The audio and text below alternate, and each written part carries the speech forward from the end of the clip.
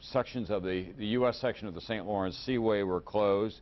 Manhattan subway lines, most of them were shut down. There was later service, limited service, so people could get out of the lower part of Manhattan. Security for Great Lakes shipping tightened. Coast Guard inspecting ships at St. Mary's River, which links Lake Huron and Lake Superior. Flat tops aircraft carriers were moved from the waters off Virginia up into the New York area. The tunnel between Detroit and Windsor, Ontario was closed to car traffic. Security tightened at all U.S.-Canada border crossings. Ports of entry along the U.S.-Mexico border remain open, but there's a high security alert. Space shuttle operations were halted in Florida. 12,000 employees at the Space Center were sent home. Non-essential personnel from the Naval Weapons Station Center in Goose Creek, South Carolina, evacuated. 1,700 workers at the Space and Naval Warfare Systems sent home. Oklahoma police created a one-block perimeter around the jail where the bombing conspirator Terry Nichols has been housed and is awaiting trial with the possibility of facing the death sentence on state charges. As you know, all financial markets in New York City were closed down, including the New York Stock Exchange, NASDAQ, and the Chicago Board of Trade, although most banks remained open today. Heightened monitoring at all bridges and dams, including Grand Coulee and Hoover Dam. At the Golden Gate Bridge in San Francisco, heightened security. The UN building was evacuated. General Motors gave its 6,000 employees the day off in Detroit. Ford Motor Company closed world headquarters in Dearborn. The Internal Revenue Service in Michigan closed down. Sears Tower in Chicago shut down. The 51-story IDS Center in Minneapolis shut down. New York City's mayoral primary, which was scheduled for today, was postponed. All Major League Baseball games were postponed today. Walt Disney World in Florida was shut down. Philadelphia, the Liberty Bell and Independence Hall were closed. Space Needle in Seattle closed and evacuated. Metropolitan Museum of Art in New York closed. And a number of entertainment and theme parks in California were closed, as well as the New Mexico State Fair. That's just what we know about what was going on around the country. Obviously, a lot of people were glued to their television sets or listening to radio or dealing with this national crisis in one form or another. Let's go to NBC's Dan Abrams now. Dan, what do you have for us? Dan Abrams, are you there? Tom, can you hear me? Yes. I am here. Okay. As you can see, Tom, behind me, the smoke still billowing from the area where the Trade Center was. There's still concern about a building right there where there is a fire still going, and the police here still concerned that that building, too, may be in jeopardy. They continue to push the crowds back. A block, another block, another block. They remain concerned that that building could fall as well. They're concerned about the way the wind has been moving. I'm joined now by Sergeant Moses Cruz from the New York City Police Department, who was there during both of the buildings falling. Describe, first of all, what you saw when the first building fell. Well, I heard the rumbling. I looked up, and then I saw the top of the building just collapsing down. And immediately, what did you do? I mean, you're a New York City police officer. You're seeing the World Trade Center coming down. What did you do? Well, first reaction was, oh God. In other words, though. Then I turned around and started yelling for people to run. And as you're telling people to run, shortly thereafter, the second building then comes down. That was half an hour later. Half an hour later. The initial collapse was we started running. Then the smoke caught up to me. As you can see, everything's just actually I'm clean now compared to what I was before. And then you couldn't really breathe. You couldn't see anything. And what was the most important thing you were trying to get people to do? It was just leave? Yeah, just run, get out of the way. And were most of the people running in a pretty orderly fashion? Oh yeah, they were running, but then the smoke that caught up to them, a lot of people were collapsing. They were having trouble breathing. There were people collapsing literally on the ground in front of the building? Yeah, actually, I was like a block away, so they were actually collapsing as they were trying to run. Okay. Well, Sergeant Cruz, thanks very much for joining us. We appreciate it. And we appreciate all the work you're doing there. Tom, there are triage centers set up here on both sides. I'm sort of in the middle area. On both to the east and the west of me, there are triage centers, and in fact, there's one place where a school bus has been converted into an ICU. So, Tom, as you can see, the issues continue here. More people coming in and coming out. Tom? Thanks very much, NBC's Dan Abrams. We're coming up now on about 8 hours since that first attack that stunned everyone on the World Trade Center. We did know it was an attack at the time. We were only told that a plane had hit one of the towers. as people were rushing all across New York City trying to get to jobs like mine, and Katie and Matt were on the air with the Today Show. Then there was a report of a second plane hitting the other trade tower, and we understood that this was no longer the possibility of a bad aviation accident, that was very likely a terrorist attack. And then about 45 minutes later, of course, the Pentagon was hit. And we began to hear from United and American Airlines that not all of their flights could be accounted for. We did know that it was American Airlines Flight 11 that had left Boston that had hit the first tower. And then we began to hear that a flight from Newark to Los Angeles was missing in action, in effect. Also a flight from Dulles. It was that kind of a day. It was a day of surrealism and disbelief, but the cold, hard reality that this country was, in effect, in a terrorist war, the most severe attack in America since Pearl Harbor. In the eyes of a lot of people, a more devastating attack because we don't know who did it. And these were terrorists who used innocent people as weapons. Katie and Matt will be here momentarily. I'll see you again at 6:30, and we'll be on throughout the evening on this NBC station. There's so much more to come on this devastating day in America. I spent a year in combat. I never saw anything like this. Before, a lot of people died, but nothing this devastating. We carried a bunch of people that we found laying in the debris. It was complete darkness. We stumbled over some people. We picked them up and carried them across the street. You could hear the rumble, and when you looked up, you could see the top of the building just crumble. I heard the sound of the rumble, and I ran. I heard the rumble, and I just heard the rumble, and then I ran like hell, and there was a large wind coming. It started from the train. There was a gentleman on the cell phone who just started screaming that the planes had hit into the World Trade Center, and everyone in the car ran over to the other side, and we could see the burning and the big hole through the Trade Center. And as soon as we got out of the train station, people were screaming and crying and yelling, and it was just total chaos. I was in the building when they announced that there was a fire, and they evacuated the World Trade Center. And then when we got outside, you looked up and we saw flames and smoke. And then as we were moving away from the building, I heard, a loud explosion, and, saw the second tower caught in flames. And at that point, everybody started running. In the second tower, it was like something went in and came out the other side, and a huge, huge fireball. And that was it. And then we left our building, we evacuated, and walking around for the last 2 hours.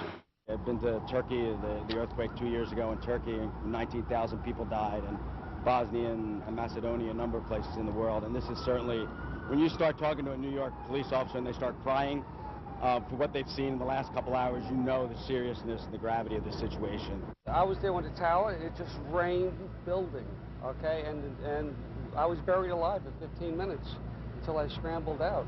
And I'm just very concerned about the 6 firemen who were with me, because I'm not sure they all made it. 3 hours or this can happen. 3 hours. I don't know if I was going to live or die within 3 hours. So I just thank God I am alive. So I can say. I hope my coworkers are too. Ma'am, what floor?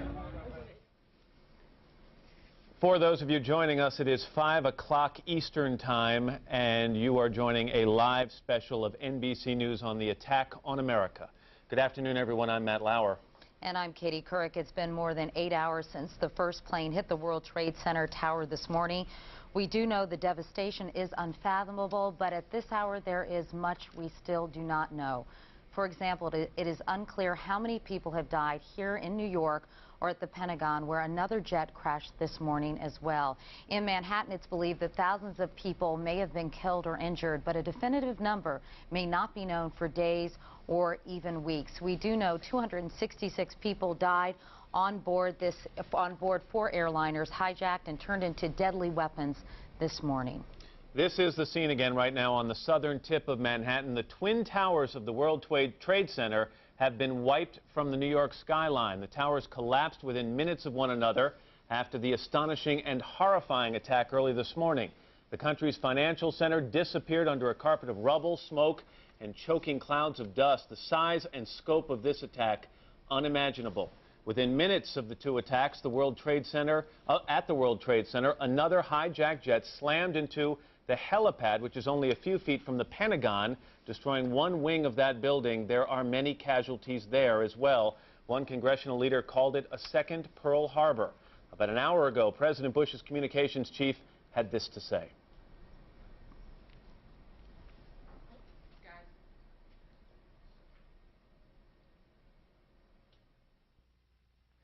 The United States Secret Service immediately secured the President, the Vice President, and the Speaker of the House, and they are all safe.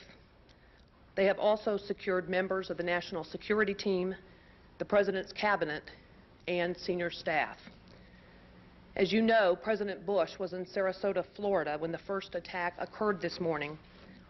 Air Force One has now landed at Offutt Air Force Base in Omaha, Nebraska, and the President is in a secure location. He is in continuous communication with the Vice President and key members of his Cabinet and National Security Team.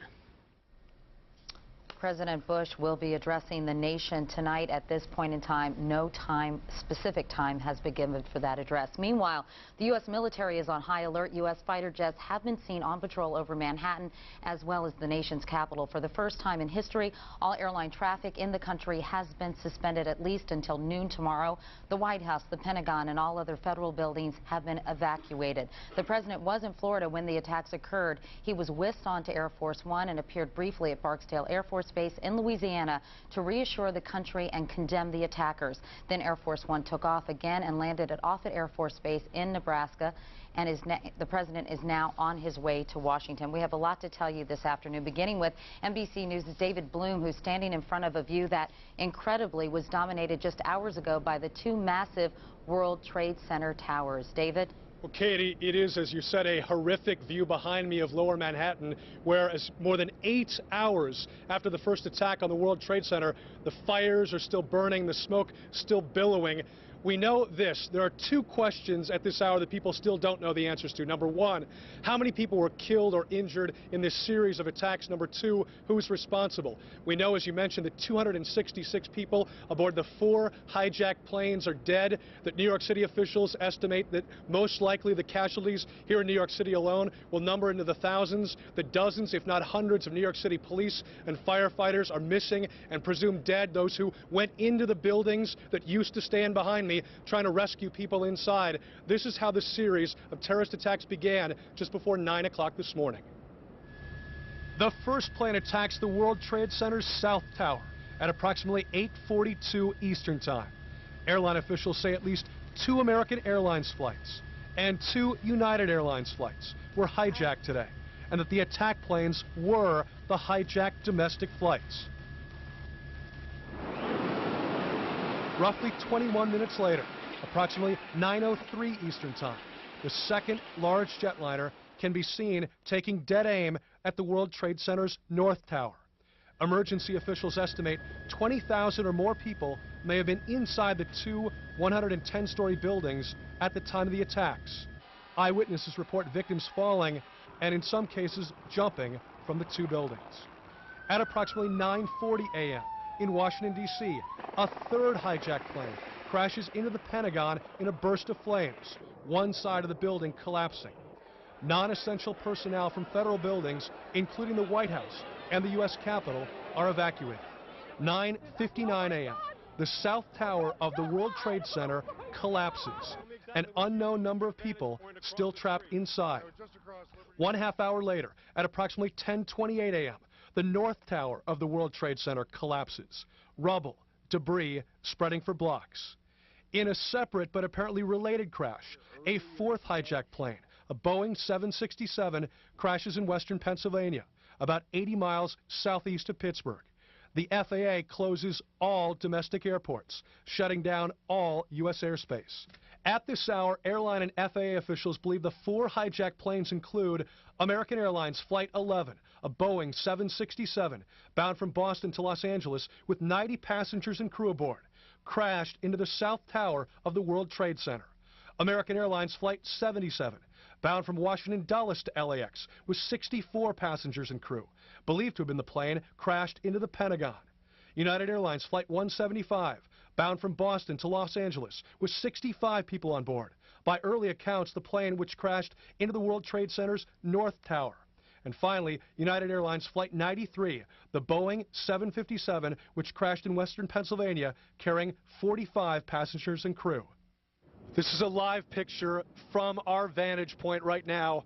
And I have to tell you, Katie and Matt, the most sickening, the most disheartening thing is that there has been no diminution of this smoke whatsoever over the last several hours. If anything, the fires appear to be burning with greater intensity, the blackness of the smoke getting that much blacker in the last couple hours. Firefighters simply can't get in to fight these fires right now, and certainly here in New York City, it remains a grave, dire situation. Back to you. All right, David Bloom. This is a News 4 special report. Good evening, everyone. I'm Susan Kidd with Jim Hanley. We want to bring you up to date on what is happening locally in this story of terrorism. Today, Washington has been brought to an unprecedented halt. There is a gaping hole in the Pentagon, the White House, and the Capitol evacuated. It is truly a dark day in this city. A state of emergency declared in the district as well as in Maryland and Virginia. And we're going to be getting more on that state of emergency. A mayoral news conference is set at the Reeves Center, excuse me, with Mayor Williams. But first, we're going to be going to the Pentagon now. And News 4 reporter Brian Moore at the scene now. We mentioned 9:40 this morning is when that attack took place. Is the smoke still billowing out, Brian? Jim, more than 7 hours after an airliner was used as a weapon of mass destruction, smoke continues to come out of the Pentagon. Now, firefighters are still making their way through the Pentagon, a very old building, trying to put out hot spots, trying to get this fire under control. We're told that this has gone from a strictly passive firefighting operation to a police investigation working in tandem as firefighters can get this blaze out. Now, we're told that firefighters are walking, FBI agents are walking the grounds of the Pentagon, picking up small pieces of debris, hoping that one of them might be that telltale piece of evidence that can give them some indication of what happened here, help them later in recreating what went on. Now, it was shortly after 9:30 this morning when American Airlines Flight 77, that's a Boeing 757, a twin-engine jet with 64 passengers and crew, crashed into the side of the Pentagon, creating a gaping hole and setting off a fireball. Workers fled the Pentagon in confusion and panic, many of them working to help each other out. Secretary of Defense Donald Rumsfeld was actually in his office when it happened. He came out and started helping people, carrying them onto stretchers. We talked with Assistant Defense Secretary Tory Clark, who talked about some of these acts of heroism. The response from the military has been phenomenal. The response from the search and rescue people has been incredible, and the people in the community. And I'll just give you one example. There is a young man, Captain Lincoln Liebner, Liebner, who was on the west side of the building when it was hit. He saw what happened. He immediately went in to try to help some of the injured and help pull them out. His hands were burned. He went to the hospital to be taken care of. They forced him to go to the hospital. He came back and he's in the building and he is working. Army. And that's just one Army. That is just one example of the kind of response we've seen to this tragedy. Okay, well, now we're going to throw it back to the studio where the mayor's news conference is just getting ready to take place. All right, Brian Moore live at the Pentagon. Thank you, Brian. As we told you earlier, the mayor has declared a state of emergency in the city. The governors of Virginia and Maryland have done the same. I believe Pat Collins is down at the Reeves Center. Pat, are you with us? Yes, Susan, I'm here at the Reeves Center. We expect Mayor Anthony Williams to come here to these microphones. A news conference was scheduled for about 5 o'clock. Around 1:30 this afternoon, the mayor declared a state of emergency in the district. This allowed him to put the National Guard on notice here, and there are plans to use the National Guard to sort of direct traffic in the city. Then about, I'd say, an hour and a half ago, Margaret Kellum, she's the deputy mayor for public safety, came down. She had a news conference. She said there are no specific threats against the district. She advised people who are home and in the district that they, if they want, can go out and they can go shopping, they can walk around the block, that there are no specific threats. They did request that if you see something suspicious, that you call 311 and leave the 911 call line open for only emergency police calls, that you just use a 311. But again, they said no specific threats here in the district. They say they plan for the city government to open tomorrow. They plan that D.C. schools will be open tomorrow. And now we're waiting for the mayor to add or subtract anything from what we've just told you. Again, he was supposed to be down here at 5 o'clock. We expect him any minute. When he gets down here, we'll bring him to you. Susan, back to you. All right, thank you, Pat. One of the things you have not heard throughout this day is a number of dead or injured. Those statistics just aren't available. There were 66 people aboard that American Flight 77 from Dulles to Los Angeles. They are presumed dead. And we have heard earlier that a spokesperson for the Navy said there are dead inside the Pentagon, but we have no numbers, no confirmation of that. We do know that there are many injured, and right now Sarah Lee is standing by with a live report on some of the injured at a local hospital. Sarah Lee? Hi there, Susan. I am at Virginia Hospital Center in Arlington, where the number of the injured that have been brought here is now up to 36. This is the closest hospital to the Pentagon, so they are transporting several of the patients whose injuries range from very minor cuts and bruises to some burn, smoke inhalation, all the way up to people who are in surgery. Currently, I'm told there are 2 people in surgery, one suffering a femur problem, and another one is having surgery done to the hand. 13 people have been admitted so far, and 8 people are in intensive care right now. 4 on ventilators, and the doctor has told us that those in intensive care are suffering from life-threatening situations. Of those 36 patients that were brought here, the hospital has confirmed that 5 were EMS workers who were working on the scene at the Pentagon, suffering smoke inhalation, scrapes, burns, but the doctor did confirm that the extent of the burn injuries on the patients that they've seen here ranges from anywhere from 1st degree to 3rd degree burns, that they were even considering transporting some of their burn victims here to the burn center. In just a moment, I'm going to be giving you a telephone number for people who are watching this that are looking for loved ones, wondering if any of them were brought here, and I will be giving you that number in just a moment. But the update here from the doctor, again, 36 patients transported here from the Pentagon, no fatalities from that registered at this hospital, and they say that they don't foresee that they will be full to capacity or having to divert any patients elsewhere. And so far today, they have not had to divert any ambulances to other hospitals. They've been fine as far as being able to facilitate the patients that come through this emergency room. About 100 nurses here today, 50 doctors brought in, everyone that they could get, all hands on deck here. That telephone number is 703-558-6763, 558-6763. This is a hotline that the hospital here at Virginia Hospital Center in Arlington has set up for family and friends who may be wondering if their loved one was brought to this hospital with injuries. That's the latest from here in Arlington. Susan, back to you. Sarah, let me ask you, are you starting to see a lot of family members there, and are names coming out yet? No names are coming out at this point. We did ask the hospital, people if we were able to speak with any of the loved ones. They said they did confirm that there are family members that have been coming to the hospital. Of course, because of this just tragic situation, they are keeping the media at bay, keeping us back, telling the family members if they would like to come and speak to the media, of course, by all means, that is, their prerogative. But of course, at this point, we have not spoken with any family members. There have been quite a few people that appear to be either family members or perhaps people coming to the emergency room offering, perhaps we were thinking maybe to offer blood or some sort of help or support. All right, Sarah, we're going to go right back to the Reeves Center now, where the mayor is coming to speak about the state of emergency that's been declared in the city and any other information as it regards the district.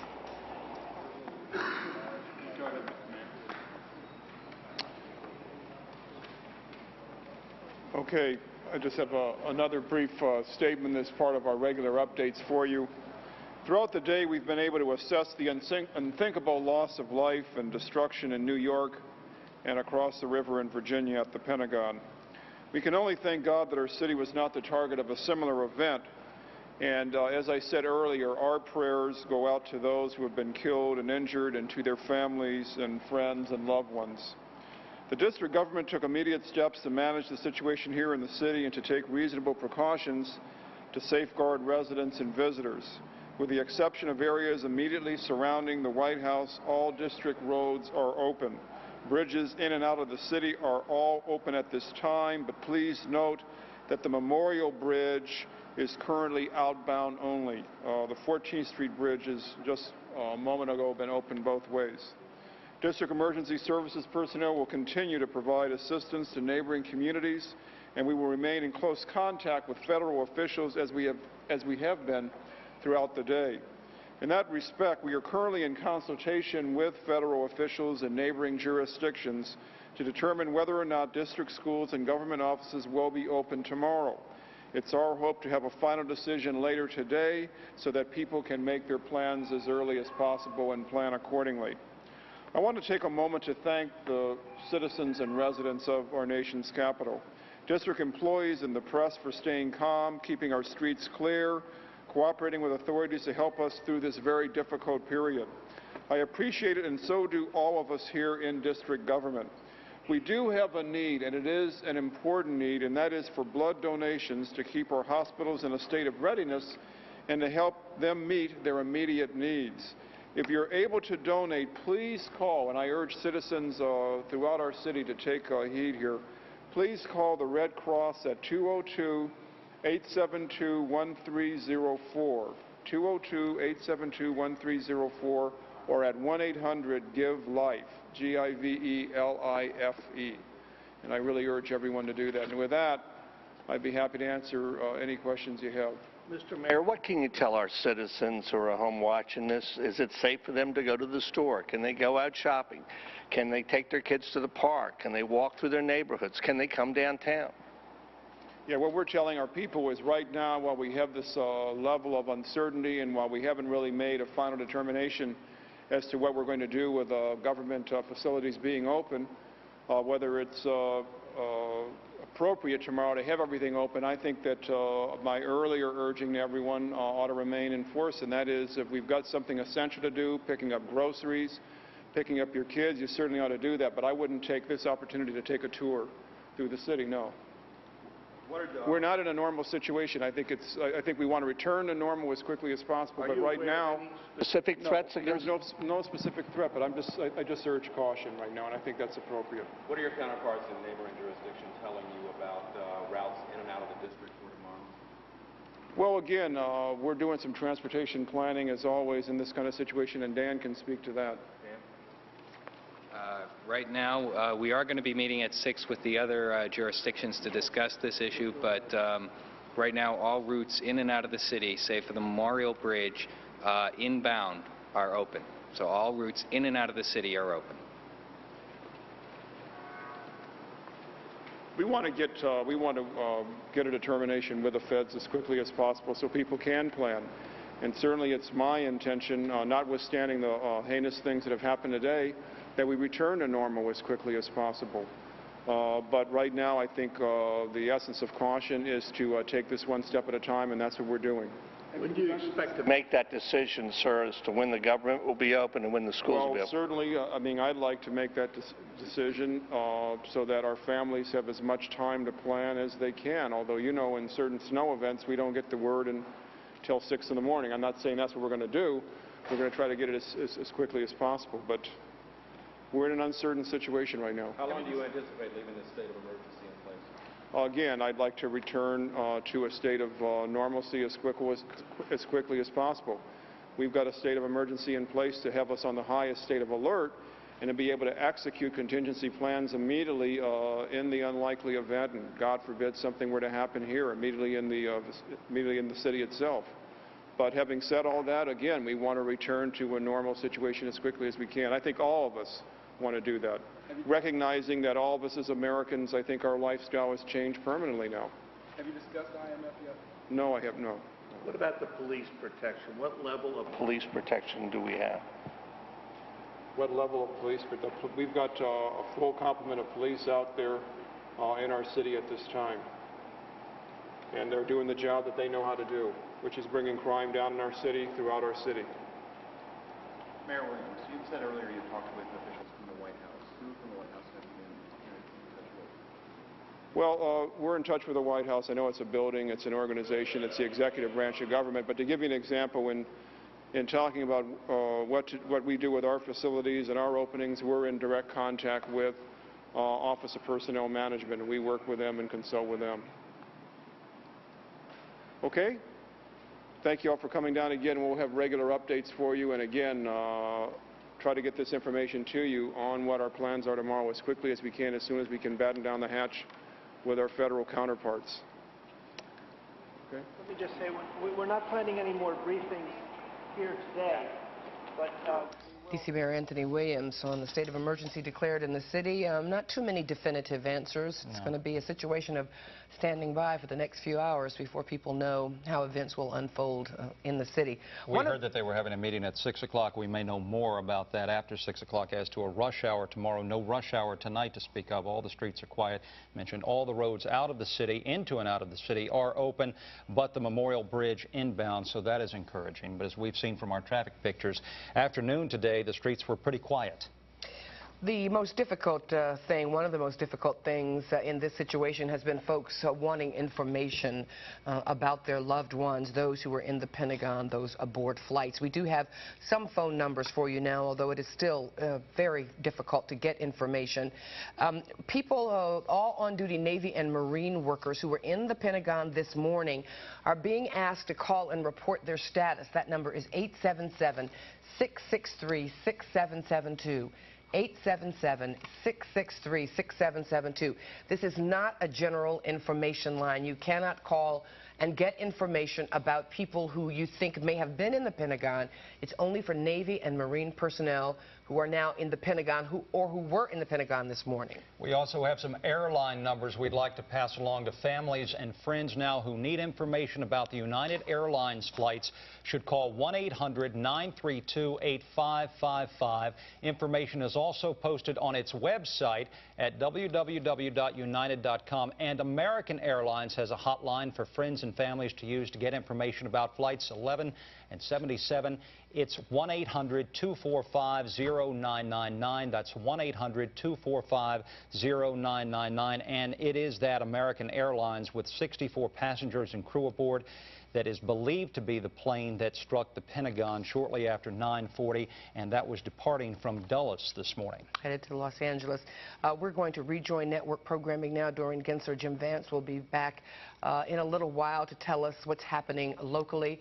Right now we're going to rejoin the network and its coverage on this day when America is under terrorist attack. That they were afraid that there was another building in the complex. We later learned it was Building 7, the one we showed you a half hour ago, and just moments ago, that building collapsed. Matt? Pat Dawson, hi, it's Katie. I was just curious, are there any other buildings in danger of collapsing in that general vicinity?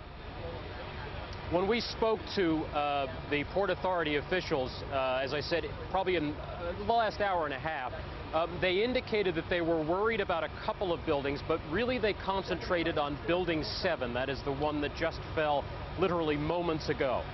They didn't indicate that they specifically thought that there was another building that was in trouble. They just said they were nervous, in their words, about a couple of buildings, and then specifically cited Building 7, which is the building that we just referred to. Katie. All right, Pat Dawson. Pat, thank you very much. Meanwhile, Dan Abrams is on the telephone, apparently at the scene. Dan, what can you tell us?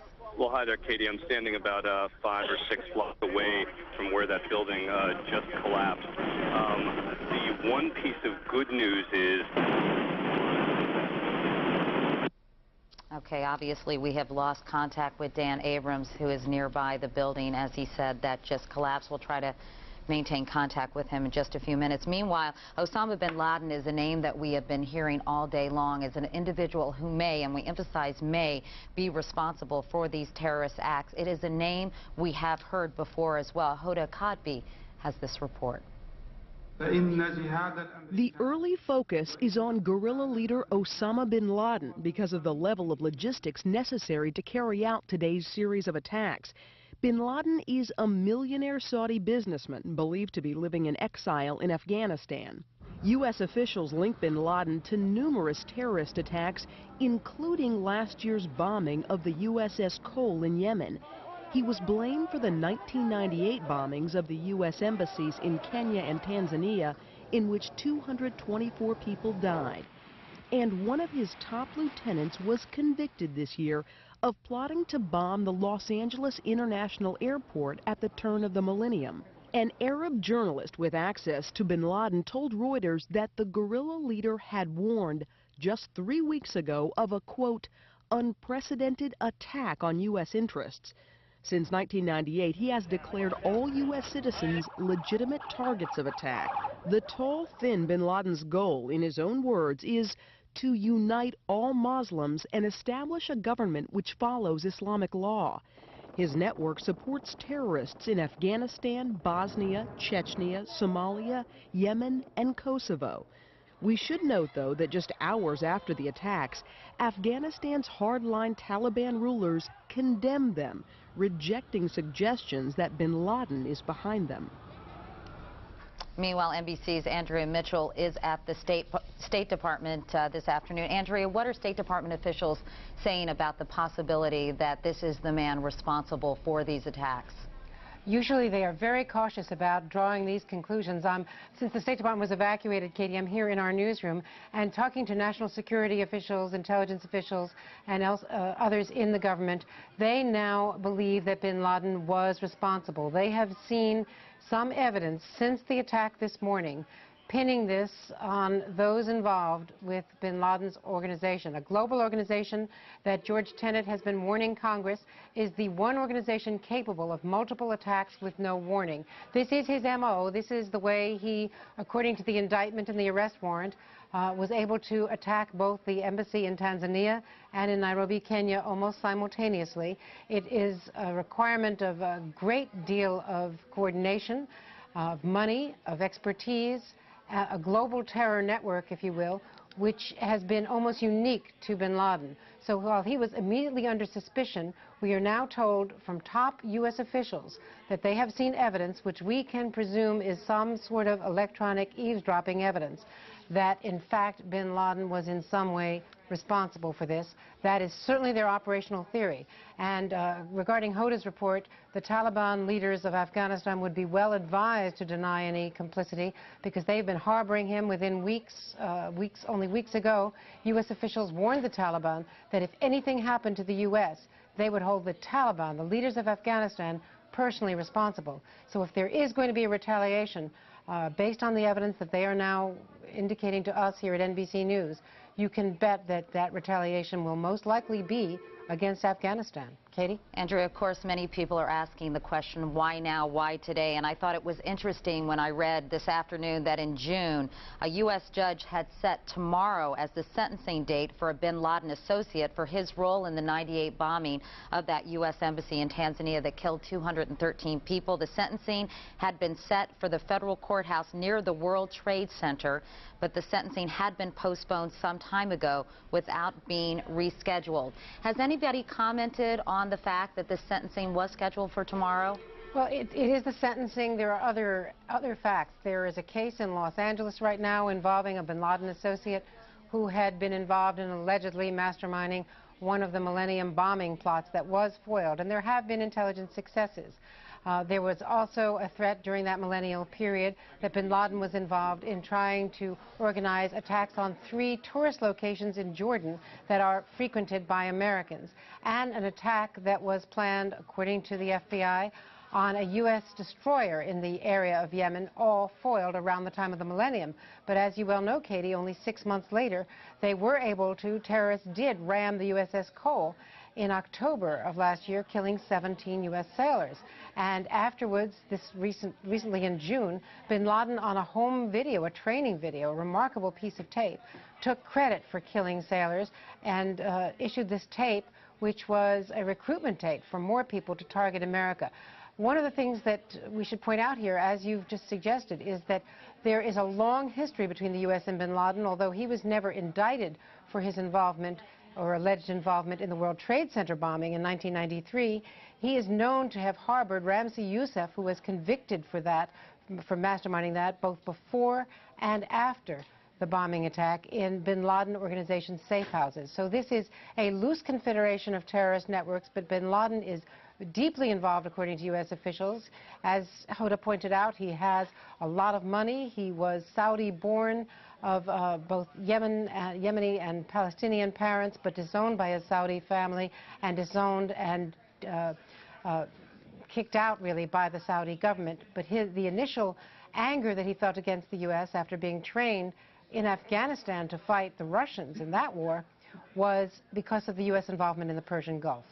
Andrew, as you well know, in the early hours following the attack this morning, an organization, the Democratic Front for the Liberation of Palestine, initially claimed responsibility. It was later denied. Yasser Arafat has condemned the attack, and yet there are celebrations on the streets in Palestine. People have been distributing candy to people on the streets and cheering that God is great, celebrating, if you will, these two attacks. What is the State Department's position on that happening in Palestine? They are well aware of the reaction of the West Bank and Gaza because of the strong feeling against the United States. But we've also been talking to ambassadors from Jordan, from Egypt, other officials who are pointing out that this is not a universal reaction, that the moderate Arab leaders are condemning this, as have other American allies around the world. So, as you know, a result of the terror and of the violence in the Middle East and in the West Bank and Gaza for these many months, you're going to see this kind of emotional response, but it is not really indicative of the leaders of the Arab world. Andrew, let me also ask you about Secretary of State Colin Powell. I know he is on his way back from Lima, Peru. He was scheduled to be in Bogota, Colombia, but he decided, obviously, to return to the United States. Can you tell us his plans and when he is expected to reach Washington, if in fact that is where he's headed? We believe he was headed to Florida, and then we think from Florida on to Washington. One of the things that happened in Lima, Peru, before he left was a strong statement by Colin Powell saying that these terrorists can attack our buildings, they can kill, they can maim, they can destroy, but they cannot destroy the American spirit. They cannot destroy the United States of America. A very stern and angry Colin Powell at the Organization of American States in Lima, Peru today.